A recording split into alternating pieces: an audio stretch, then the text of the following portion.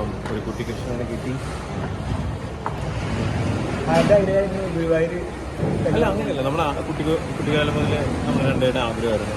അപ്പോൾ അതിന്ന് സാധിച്ചു. ഒരുപാട് രാവിലെയാണ് നമ്മൾ വന്നതല്ലേ, 5:30-6 മണിക്ക് മുന്നേ നമ്മളെത്തി. അപ്പോഴേ ഒരുപാട് പേര് നമ്മൾ ഇഷ്ടപ്പെടുന്നവർ ഉണ്ടായിരുന്നു.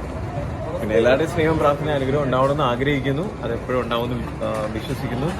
പിന്നെ എന്താ പറയാ, ഒരുപാട് സന്തോഷം. ലക്ഷ്മി ചേച്ചി മാത്രം. ഞാൻ പറയാം, പ്രൈവറ്റ് ഫംഗ്ഷൻ, അപ്പോൾ കുറച്ച് ക്ലോസ് ആയിട്ടുള്ള ആൾക്കാരെ മാത്രമേ ക്ഷണിച്ചിട്ടുള്ളൂ. എങ്ങനെയുണ്ടായിരുന്നു? സന്തോഷമാണ്. എന്താ പറയാനുള്ളത്? ഒരു 7 ദിവസത്തിനകത്ത് പരിചയപ്പെടണം.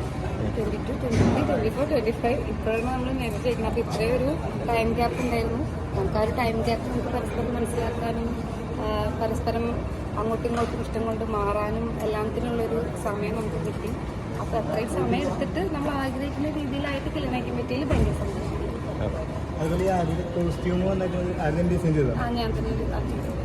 ഞാൻ ഇടുന്ന എല്ലാ കോസ്റ്റ്യൂംസും ഞാൻ തന്നെയാണ് ഡിസൈൻ ചെയ്തിട്ടുള്ളത്.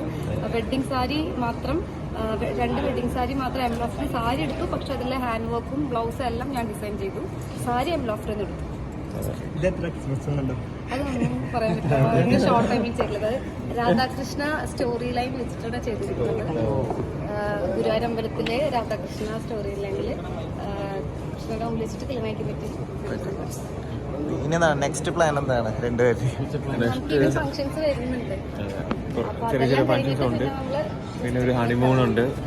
ഹണിമൂൺ എവിടെയാണ്? 2 വർഷത്തെ 27 രാജ്യത്തെ ഒരു ഹണിമൂൺ. അത് നമ്മുടെ ഡെസ്റ്റിനേഷൻ ഹോളിഡേയ്സ് ആണ്, മറൈൻ ഡ്രൈവിലാണ്. അത് ഓൾറെഡി എന്ത് ചെയ്തിട്ടുണ്ട്, ഞാൻ ഓൾറെഡി പറഞ്ഞൊരു കാര്യമാണ്. സോ ഈ അവസരത്തിൽ നമ്മുടെ കല്യാണത്തിന് നമ്മളെ ഹെൽപ്പ് ചെയ്തിട്ടുള്ള എല്ലാവർക്കും ഒരേപോലെ നന്ദി പറയുന്നു. എം ലോഫ്റ്റ്, പിന്നെ മെന്നിൻ ക്യൂ, പിന്നെ നമ്മുടെ എന്താ പറയുക, എനിക്ക് പേരെടുത്ത് പറയാൻ പറ്റുന്നില്ല, SK സൂരജ്, പിന്നെ അങ്ങനെ കുറേ പേരുണ്ട്. ഇവന്റ് ചെയ്ത എല്ലാവരും, ഇത് ചെയ്യുന്നത് മാരിറ്റസ് വെഡ്ഡിങ് ആണ്.